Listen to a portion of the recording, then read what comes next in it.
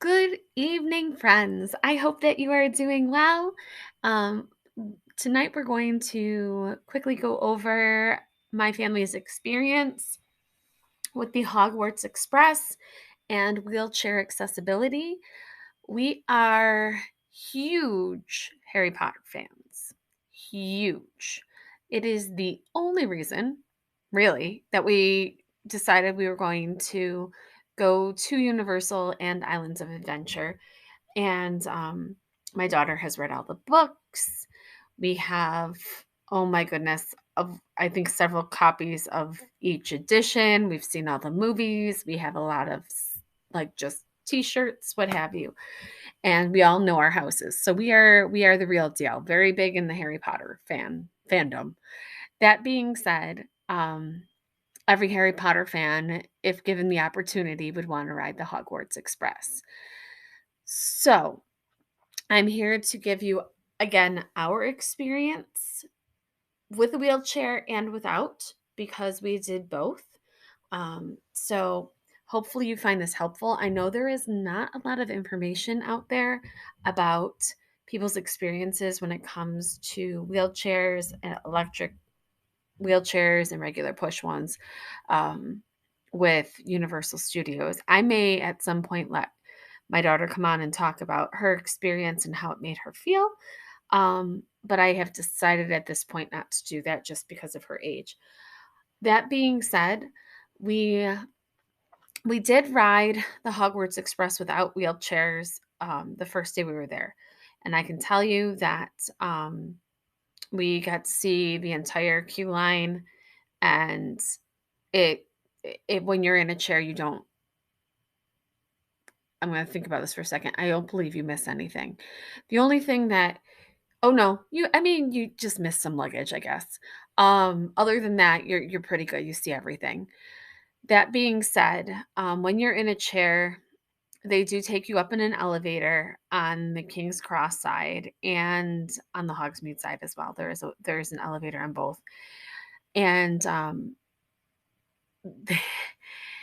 it's interesting because I wasn't gonna read other people's reviews before I went over this, and I'm kinda happy I did because our experience is different from what everyone not everyone, the one review I read.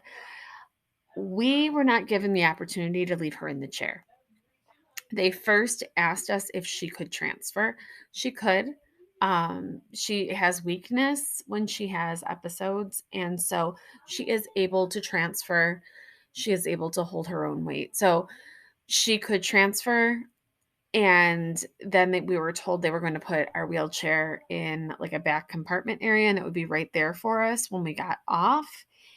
And when we got off, it was not where they said it would be. I was frantically trying to hunt down a wheelchair with large crowds. It was just sitting there. There was no one there to point it out, no one there to help us. I mean, I grabbed it when I found it. I grabbed it quickly, brought it over to her, got her off the train, and we continued on our way. But that being said, um, when you read Universal's wheelchair accessibility information, it does say that this is a ride that has you don't have to get out of your chair. And I'm assuming they must have a car that will allow for you to stay in your electric motorized wheelchair if that's the case, which is wonderful. I wish they had more cars that were set up for people so they didn't have to transfer for everything. Um, but we were not offered that. We were not even asked. They just said, can she transfer?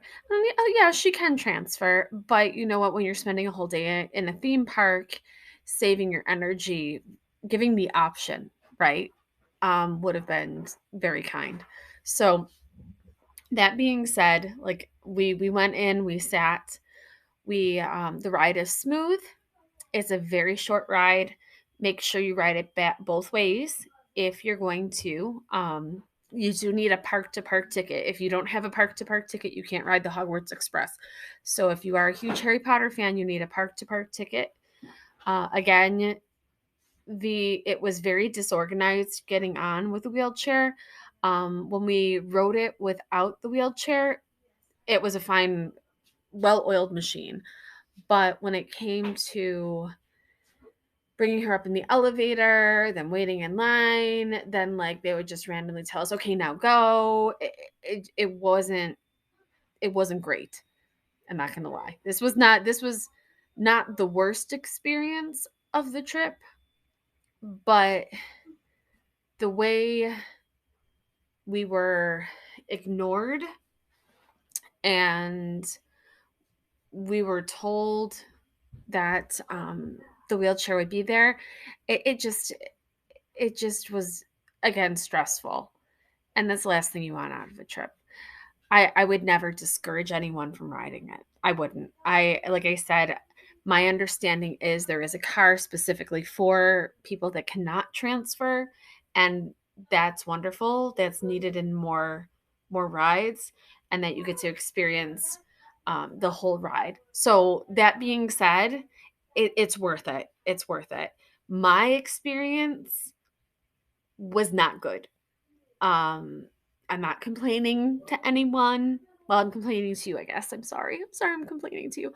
Um, but it's it was very interesting to see in general. We spent 2 days at Universal, and um just the differences between their policies and procedures and Disney's. And I know Universal is smaller, so I try not to compare the two. Um, but I will tell you, the immersion with the Harry Potter, the Wizarding World, the actual immersion is phenomenal. And if you are a Harry Potter person, just to see that is great. But um yeah. So as far as Hogwarts Express goes, there is a car where you will not have to get out of your wheelchair, and you get to experience the whole ride. So this is a worthwhile one. Don't skip this, and ride it both ways so you get both experiences. It is the only Harry Potter ride that you do not have to get out of your chair. So if you're a person that cannot transfer, this is it. So please, please, please take the opportunity to do that if you're going to Universal. It's worth it. Okay. All right. If you have any questions, please feel free to leave comments. I always forget to tell people or ask you to like or subscribe. It would just be very nice. And again, I'm here to help you with any information if you need. I wish there was more out there for people. All right. Have a wonderful evening, and I'll talk to you soon. Bye.